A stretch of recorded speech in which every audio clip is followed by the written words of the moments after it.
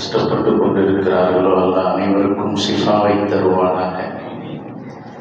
நீண்ட ஆயுளோடு உடல் ஆரோக்கியங்களோடு நிறைவான வளங்களை பெற்று வல்லோன் அல்லாவுக்கு வழிபட்டு நடந்து வாழக்கூடிய நசீபை அல்லா எனக்கும் உங்களுக்கும் நம் அனைவருக்கும் தந்தவர் புரிவானாக என்று எல்லாமிடத்திலே இருக்கிற அமைதி இந்த ஜும்மாவுடைய புனிதமான நேரத்தில் ஆரம்பத்திலேயே துவா செய்து ஆரம்பம் செய்கிறோம்.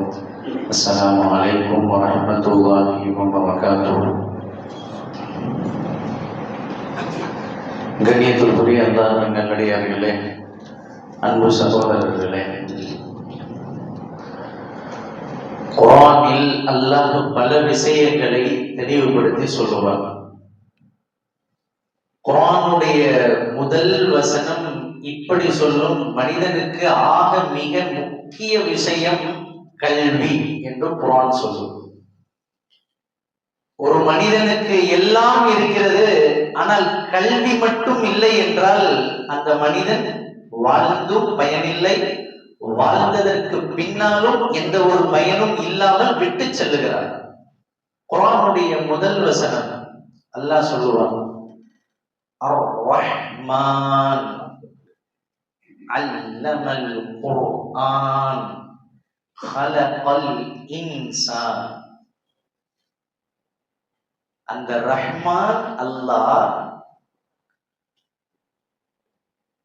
என்று சொல்லக்கூடிய அல்லாஹ் அடுத்த வசனத்தில் இப்படி சொல்லுவான்: அல்லமல் குர்ஆன், குர்ஆனை கற்றுக் கொடுத்தான் என்று சொல்லுவான். அடுத்து ஆயத் ஹலகல் இன்சான், மனிதனை படைத்தான். ஆயத்தினுடைய அந்த வரிசையை பாருங்க. அந்த ரஹ்மான் குர்ஆனை கற்றுக் கொடுத்தான், அடுத்து மனிதனை படைத்தான், அடுத்து சொல்லுகிறான் அல்லமஹுல் பயான், அவனுக்கு எல்லாவித விளக்கத்தை, ஞானத்தை, பயானை நாம் அவனுக்கு கொடுத்தோம். பயானன்னா இப்படி சொல்லலாம்: பேசுறது, புரியறது, தெரிஞ்சுக்கிறது, அறிந்து கொள்வது, பிறருக்கு எடுத்து சொல்வது, எல்லாம் அந்த பயானுக்குள்ள வந்தது. குர்ஆனில் அல்லாஹ் சொல்லக்கூடிய இந்த வசனத்திற்கு முஃபஸ்ஸிரீன்கள் விளக்கம் சொல்லுவார்கள். அர்-ரஹ்மான் என்று ஆரம்பிக்கக்கூடிய அல்லாஹ் அல்லமல் குர்ஆன், குர்ஆனை கத்து கொடுத்தா, ஹலகல் இன்சான், மனுஷனை படைச்சா, அல்லமஹுல் பயான், அவனுக்கு பேசுறதுக்கு கத்து கொடுத்தான். சுப்ஹானல்லாஹ். குர்ஆனுடைய வசனத்திலே அல்லாஹ் சொல்லக்கூடிய இந்த அற்புதமான ஆயத்தை வைத்து முன்வைத்து பார்க்கின்ற போது, உலகத்திலே மனிதனுக்கு எந்த செல்வம் இருக்கிறதோ இல்லையோ, கல்வி என்ற செல்வம் மட்டும் அவனிடத்தில் இல்லை என்றால் அவனை விட நஷ்டவாளி வேற யாரும் இல்லை. எல்லாம் இருக்கிறது மனிதனுக்கு, அல்லாஹ் பாதுகாக்கணும்.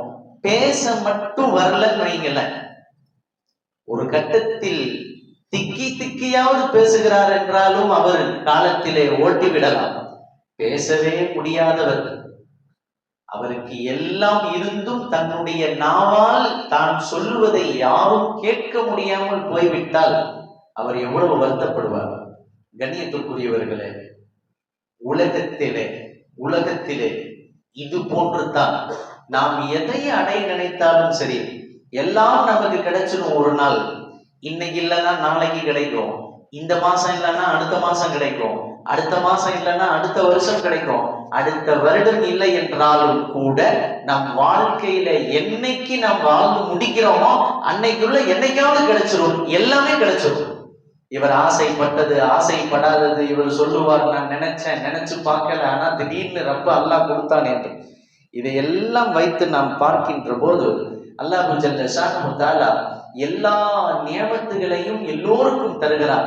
அதுல ஆக சிறந்த நியமத் கல்வி என்ற நியமத். இந்த இல்மு என்ற நியமத் அல்லாஹ் யாருக்கு நாடுகிறானோ அவர்களுக்கு அல்லாஹ் கொடுப்பான். இந்த இல்மு என்பது பல வகைகளில் பிரியும். இல்மு என்பது பல வகைகள்ல பிரியும். நாம இல்மு என்பதை கொண்டு வந்து வெறும்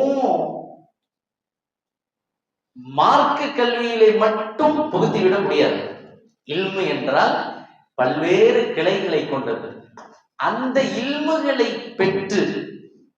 இல்முகளை பெற்று அறிய வேண்டியவன் அல்லாஹ்வை நாம சரியா அறிந்து, அன்னலம் பெருமானார் முஹம்மது ரசூலுல்லாஹி ஸல்லல்லாஹு அலைஹி வஸல்லம் அவர்களுடைய வாழ்க்கை வாழ்வதற்குதே, அதுதான் இல்முனுடைய உண்மையான கடைசி இருப்பிடம். இதுதான் அசல். கல்வி எங்க கத்துக்கிறோம்? அல்லாஹ்வை புரியணும், ரசூலை விளங்கணும். இது எல்லாம் இருந்தால்தான் அந்த மனிதனுடைய இம்மை வாழ்க்கை சிறக்கும், கபர் வாழ்க்கை சிறக்கும், நாளை மறுமையினுடைய வாழ்க்கை அந்த மனிதனுக்கு சிறக்கும். கண்ணியத்திற்குரியவர்களே, இப்படி உலகத்தினுடைய இல்மையும் நாம் தெரிந்து கொள்கிறோம்.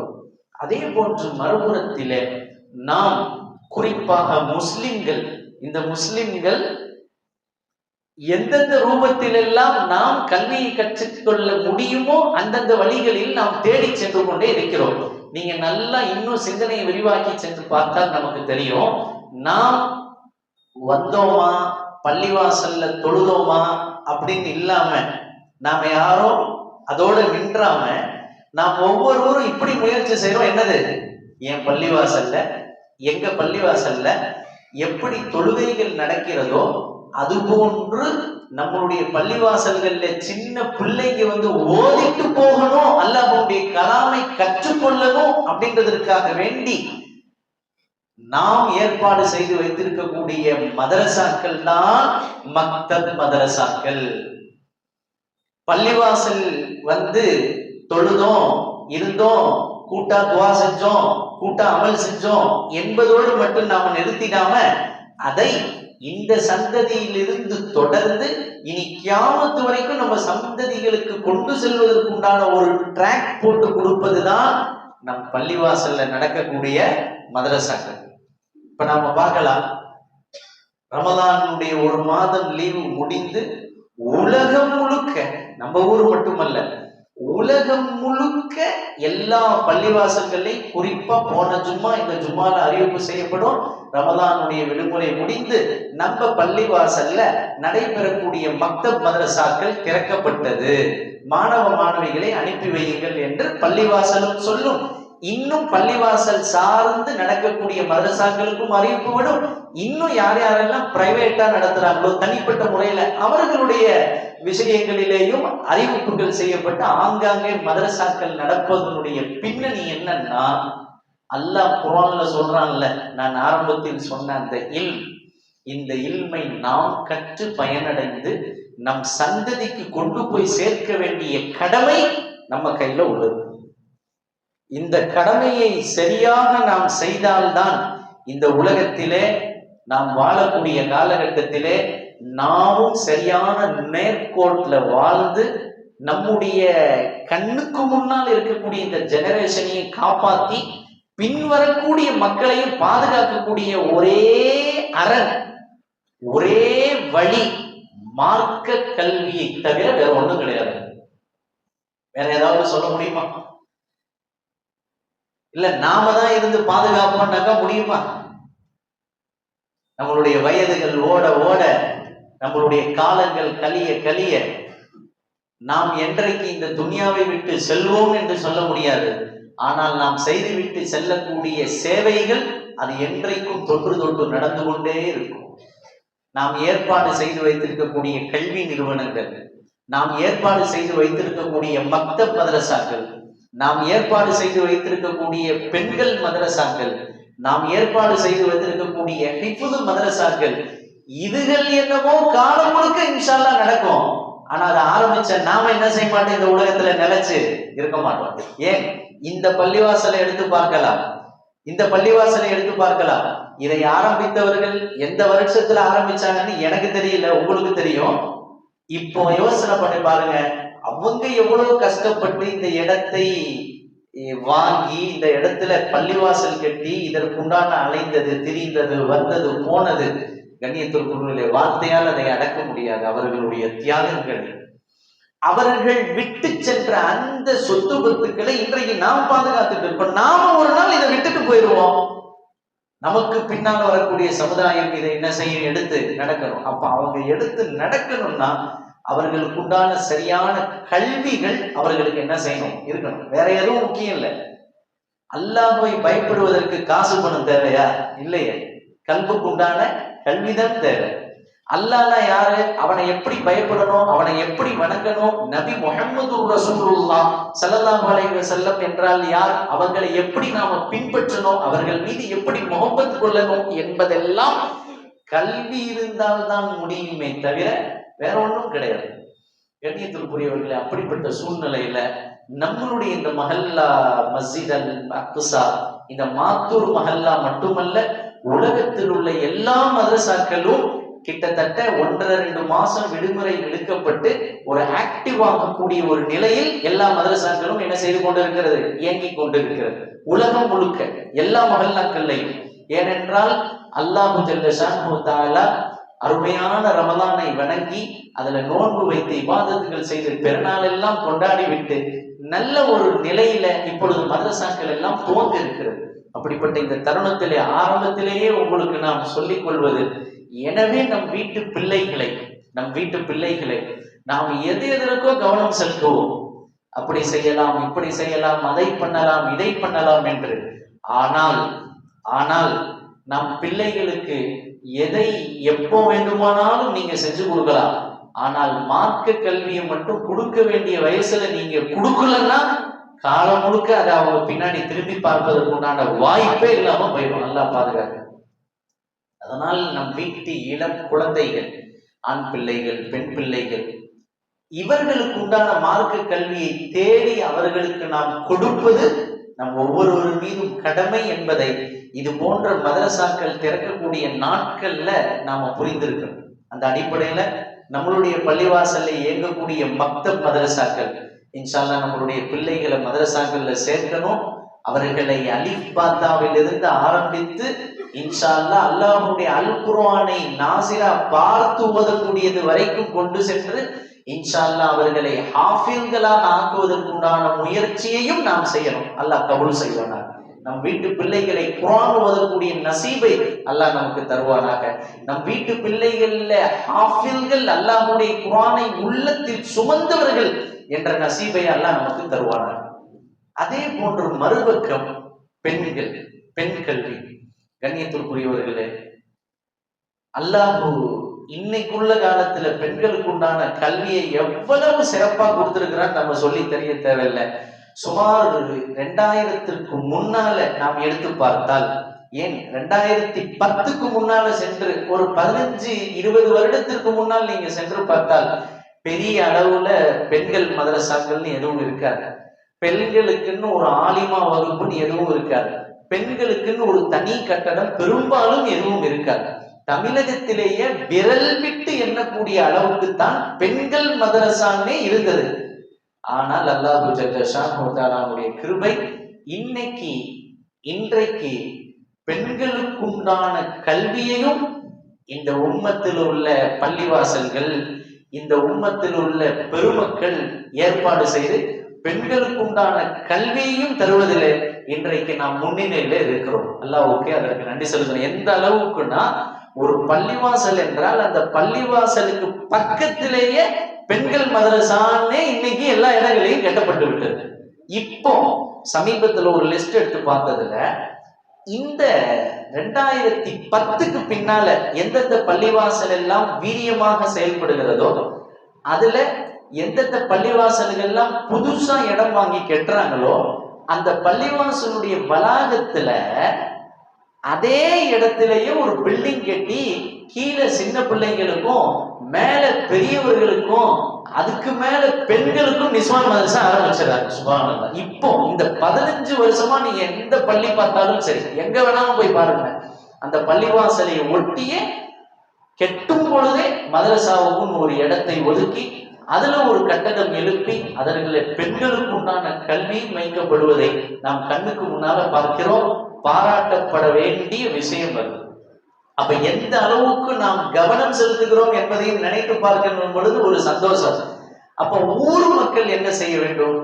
இதை ஏற்பாடு செய்யக்கூடியவர்களுக்கும் இதை நடத்துபவர்களுக்கும் நம்மளால் முடிந்த உதவிகளை பொருளாலோ நம்மளால் முடிந்த உதவிகளை நம்மளுடைய செயல்களாலோ செய்தல். அதை விட மிக முக்கியம், பெரும்பாலும் எல்லோரும் எதிர்பார்ப்பது ஒன்னே ஒண்ணுதான். கட்டியாச்சு, ஆரம்பிச்சாச்சு, நீங்க தான் உங்க பிள்ளைகளை அனுப்பி மதரசாவோட கல்வி என்ன செய்யணும், பயில வைக்கணும் அப்படின்றது தான் எல்லாருடைய கோரிக்கையை தவிர வேற ஒன்றும் இல்லை.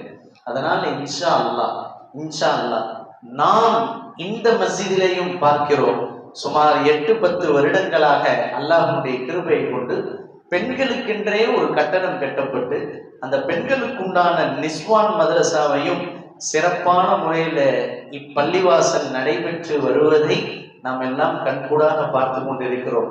எனவே இன்ஷா அல்லாஹ் அந்த பெண்கள் வகுப்பிலேயும் நிஸ்வான் மதரசாக்களிலேயும் நம் வீட்டு பெண் பிள்ளைகளை சேர்க்க வேண்டும் என்பதையும் அன்போடு உங்களிடத்திலே நாம் அறிவிப்பு செய்து கொள்கிறோம்.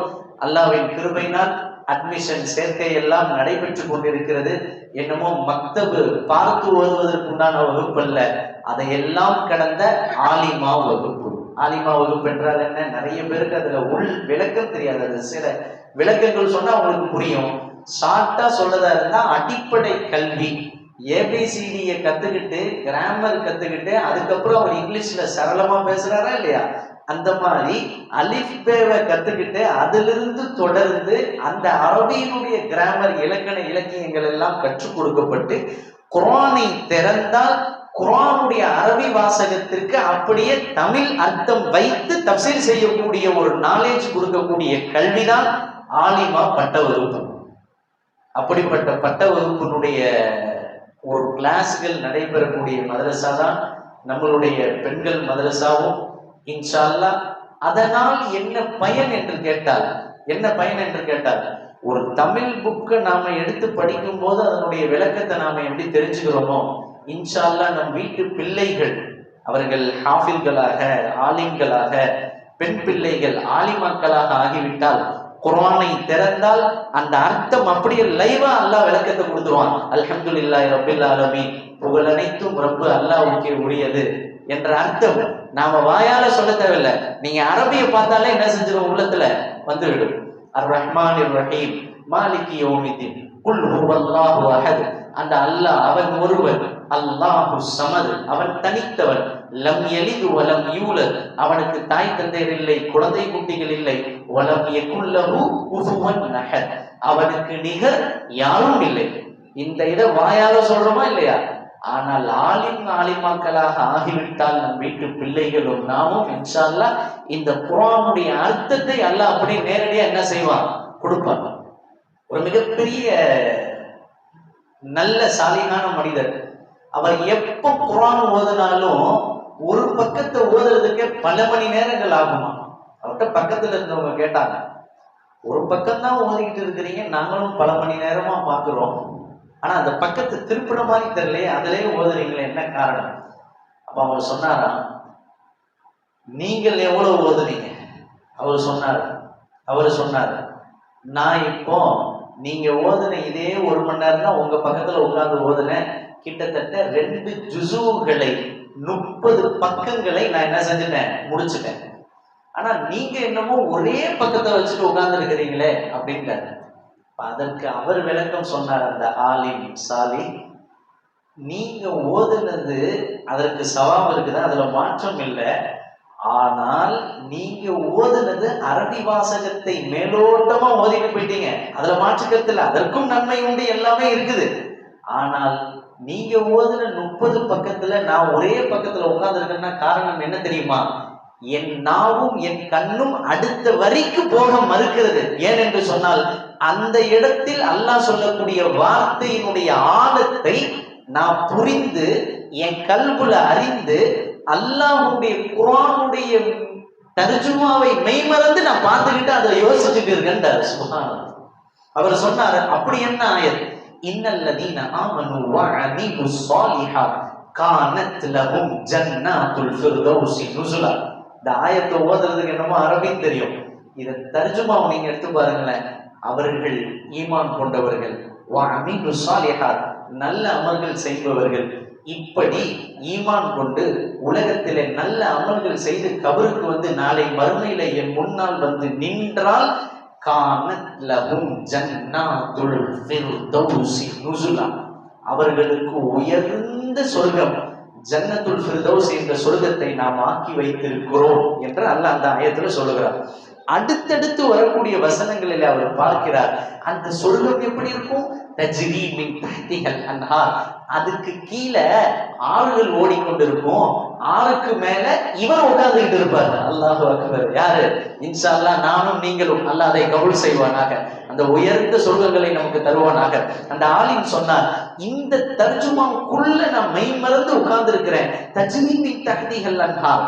இன்னைக்கு நான் ஒரு ரெஸ்டாரண்ட்டுக்கு போறேன், ஒரு பார்க்குக்கு போறேன், ஒரு ரெசார்ட்டுக்கு போறேன், அங்க போயிட்டு ஸ்விம்மிங் பூல் இருக்குது, அதுக்கு மேல ஒரு கட்டடம் வச்சிருக்கிறாங்க, மேல நானு, கீழே தண்ணி, அதிகாலை பொழுது அழகா சுப்பு தொழுதுன்னு உட்காந்து ஒரு டீ காஃபி நாம அந்த ரெசார்ட்ல உட்காந்து குடிச்சா அடேங்கப்பா எப்படி இருக்கும்?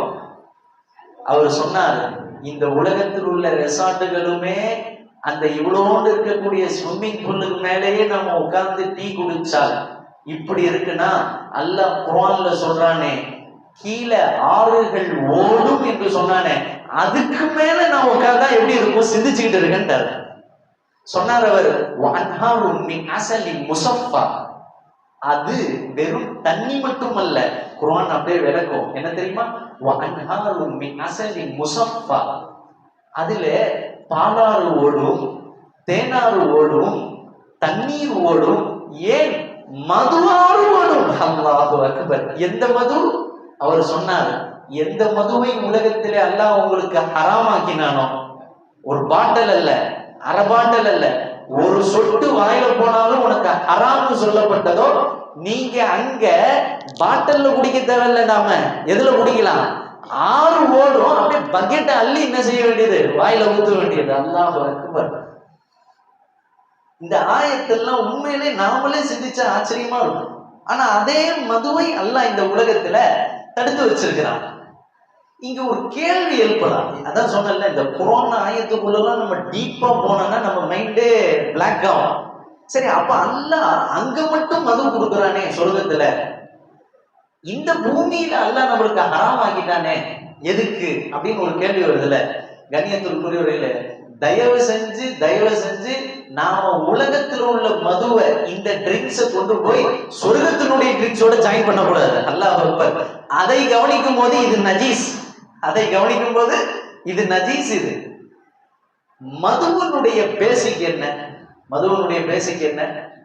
போதை வருவது அதானே. ஆனால் அந்த சொர்க்கத்தில் இருக்கக்கூடிய அந்த போதை ஏற்படுத்துவதற்குதே இந்த உலகத்திலே இவன் நஜீஸ்களை கலந்து கொடுக்கிறானா இல்லையா? இந்த போதை போல அந்த போதை அல்ல. அல்லாஹ் அக்பர். இதை குடித்தால் இவன் அல்லாஹ் ரசூலை மட்டும் மறக்கிறது இல்ல, மனைவி மக்களை மட்டும் மறக்கிறது இல்ல, தன்னையே மறந்து விடுவான், தயாருன்றதையும் மறந்து விடுவான். நீங்க நல்லா பார்க்கலாம், நல்லா பேண்ட் ஷூட் கோட் ஷூட் எல்லாம் போட்டிருப்பாரு, ஆனால் மது குடிச்சிட்டதற்கு பின்னால நடு ரோட்ல படுத்திருப்பாரு. விளங்குச்சா?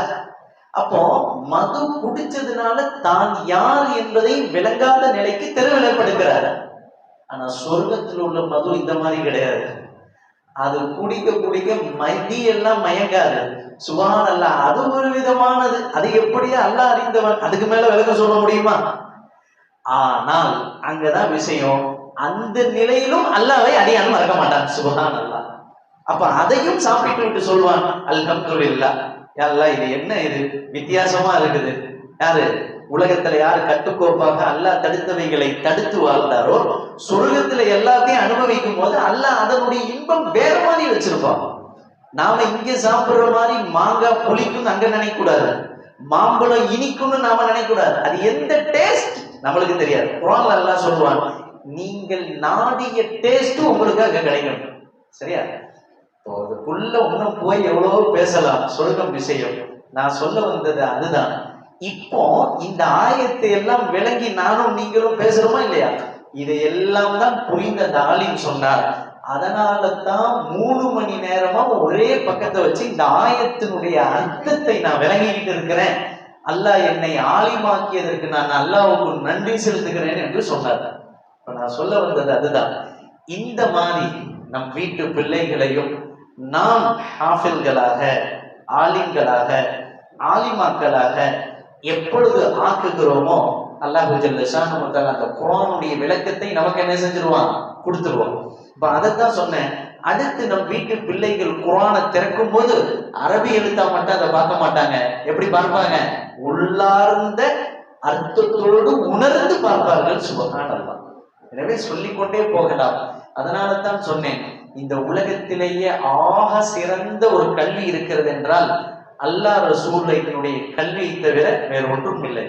மற்ற கல்விகள் எல்லாம் இந்த உலகத்திலே இருக்கும், நாம் வாழும் வரை பயனளிக்கும், மாற்று கருத்து இல்லை. அது நமக்கு வேண்டும். அதைத்தான் நான் சொன்னேன், அந்த கல்வி நமக்கு வேண்டும்.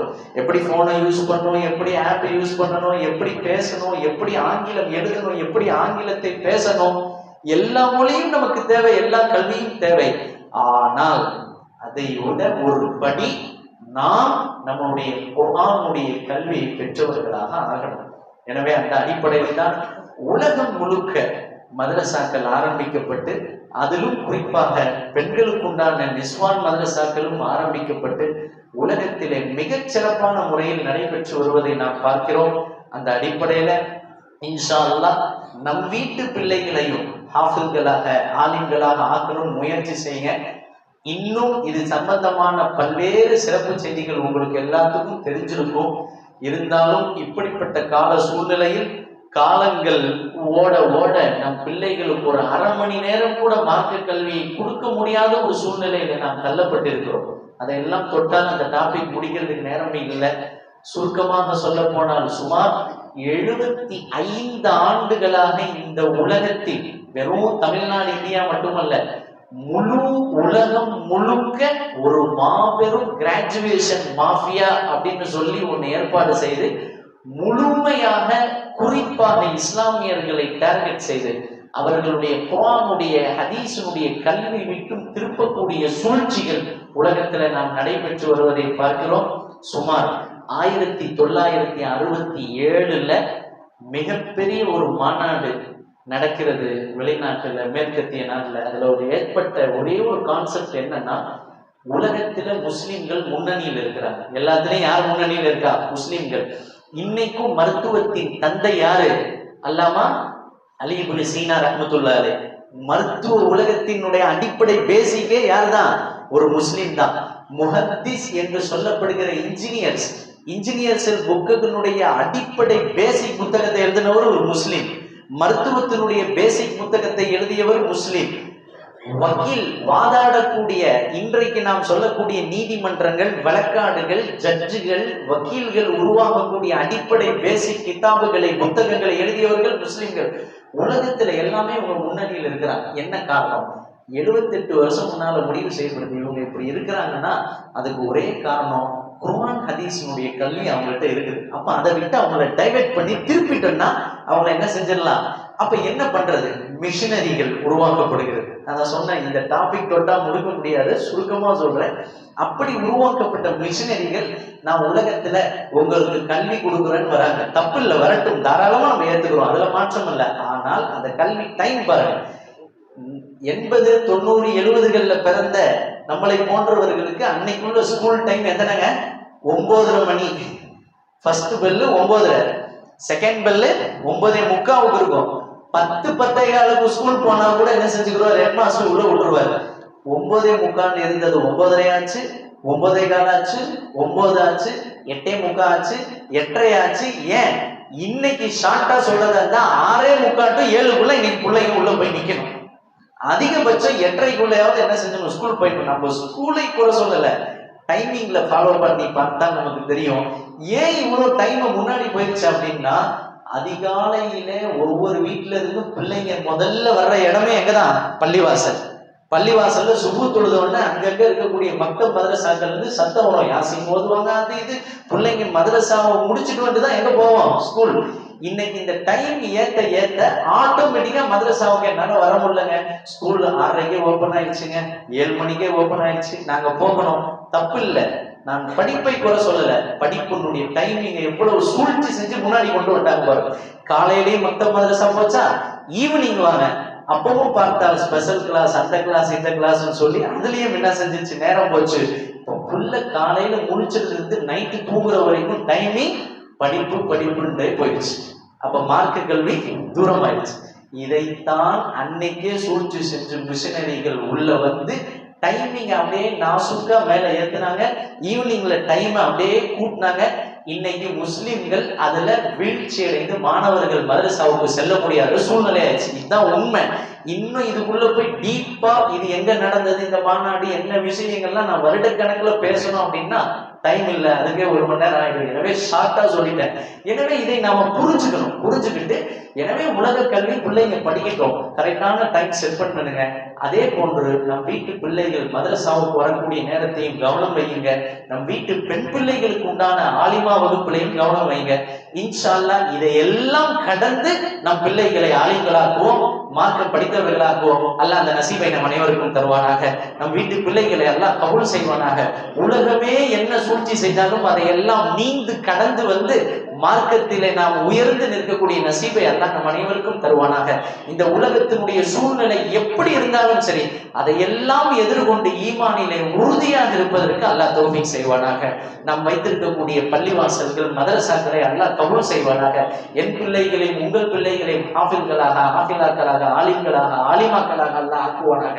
உயர்ந்த தீனுடைய கல்வியை கற்று அல்லாஹ் ரசூலை விளங்கி அதன்படி அமல் செய்து அல்லாஹ்வுடைய பொருத்தம் பெற்று அவனை இந்த 2 கண்களால் பார்க்கக்கூடிய நசீபை அல்லாஹ் நம் அனைவருக்கும் தருவானாக. அந்த உயர்ந்த பொருத்தம் பெற்று உயர்ந்த ஜன்னத்துல் ஃபிர்தௌஸ் என்ற சொர்க்கத்தில் முஹம்மதுர் ரசூலுல்லாஹ் ஸல்லல்லாஹு அலைஹி வஸல்லம் அவர்களோடு சொர்க்கத்தில் இருப்பதற்கு அல்லாஹ் அந்த நசீபையும் நம் அனைவருக்கும் தருவானாக என்று இன்னமும் அல்லாஹ்விடத்தில் இருக்கிற மேந்தி துஆக்கள் செய்து இன்ஷா அல்லாஹ் மற்றும் ஒரு முறை சந்திக்கலாம் என்று சொல்லி முடிக்கிறோம். வ ஆகிர் தஅவானா அல்ஹம்துலில்லாஹி ரப்பில் ஆலமீன். அஸ்ஸலாமு